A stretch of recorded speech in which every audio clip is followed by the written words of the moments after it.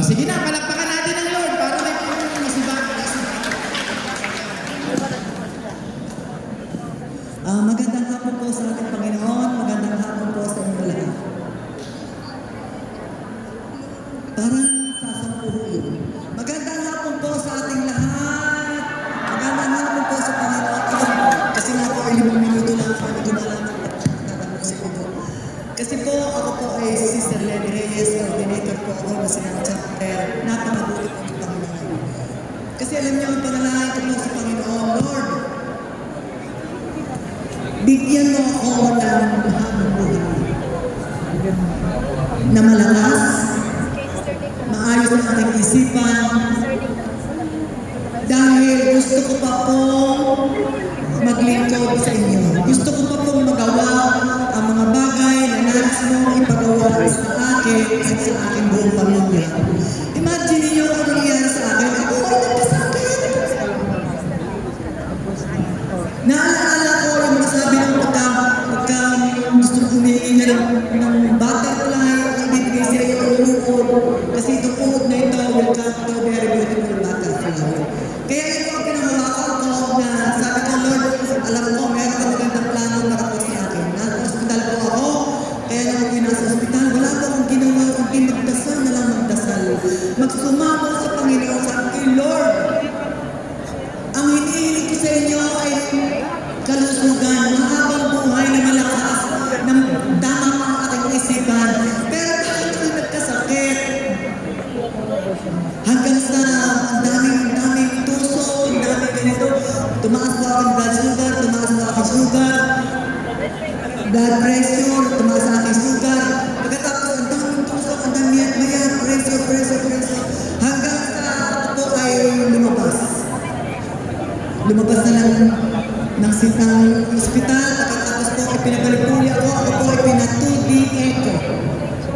Sabi ko po sa Panginoon, ang pinasa ospital, Lord, kung ito pwede po ba, kasi yung po nababasa ko sa Bible, napapakinggan ko po sa mga disciple, Lord, pwede po ba na hindi ko nadaanan ang masakang ito?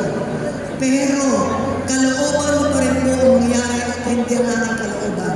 Ako po ay pinatudi echo, sabi ng nurse, sabi ko tinutudi echo, sabi niya, ma'am, ito pong tudi echo ay proseso po para makita po kung ano ang laman ng iyong puso, kung ano po, baka po may tubig, baka po lumalaki ang puso niyo.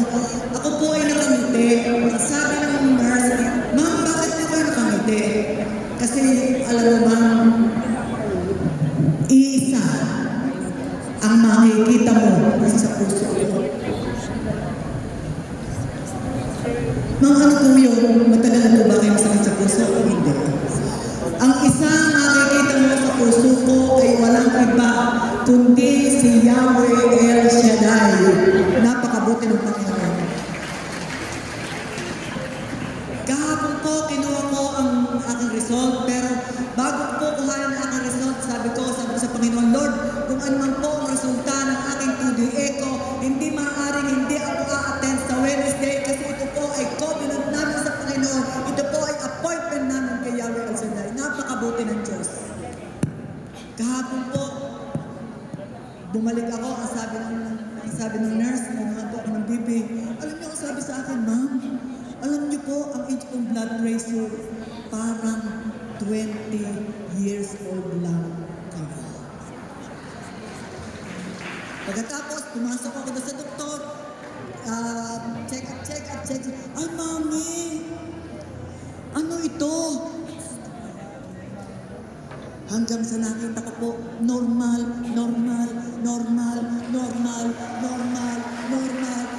Purihin ang Panginoon. Normal lahat ang aking blood pressure. Normal lahat ang mga aking yung nasa loob ng aking mga kuya. Normal lahat.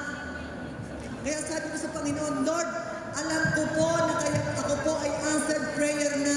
Kasi alam ko po na kaya ako ay nagkasakit dahil inaayos mo ang aking kalusugan, dahil gagamitin mo po ako, Panginoon.